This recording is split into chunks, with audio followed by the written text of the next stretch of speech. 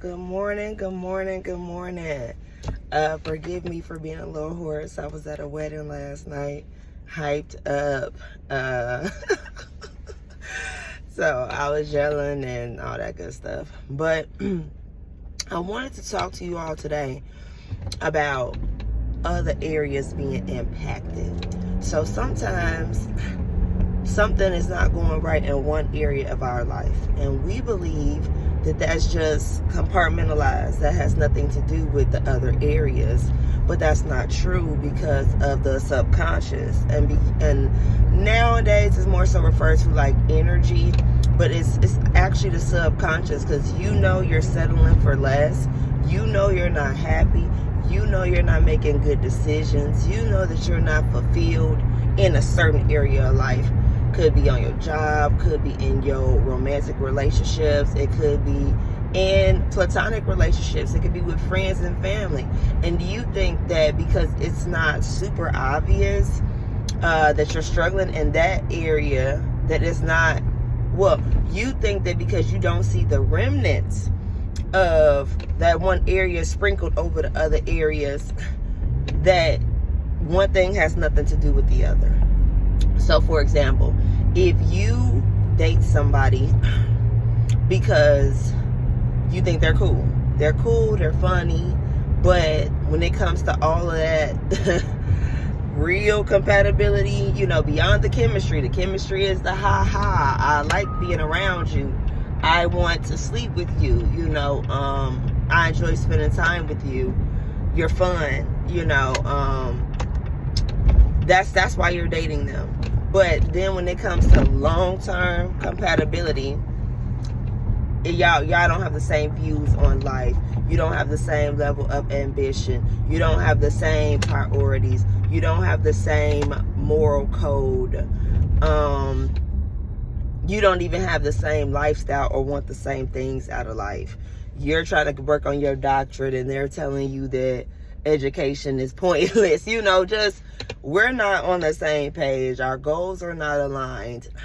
So you continue to date this person and you think that dating them is not impacting your career, your other relationships, your home, but it is.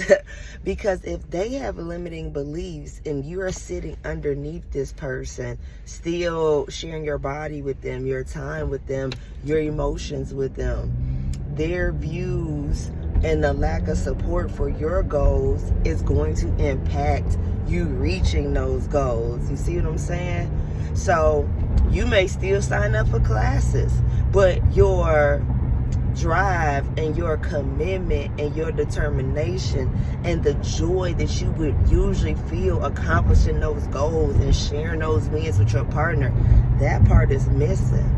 And so it reduces the experience for you and it reduces the benefit for you. You may not even finish, or it may become burdensome because you're not getting the support that you need. Even if you succeed in that journey, you're not experiencing the level of flourishment. And that's a big if. The flourish that should be attached to that and the positive energy is not there because you know that your partner thinks this whole thing is completely stupid, completely pointless. You know that your partner doesn't see the value in what you're doing outside of maybe being able to brag about you to someone else. You know that's where it ends. So I want you to be conscious about those other areas, because you're creating an energy. Let's just say, I'm just using this as an example, the settling. You're settling in your dating situation. You could be with somebody that you have much more in common with, that you have more long-term compatibility with, somebody who shares your ideas about faith, family, fitness. I get that part from Tony Gaskins. He has like 5 areas that are what he says like are the core values that a person has, and those are the things you need to have in common more than those superficial things. So maybe you and somebody both love getting on roller coasters, but you do not have the same faith.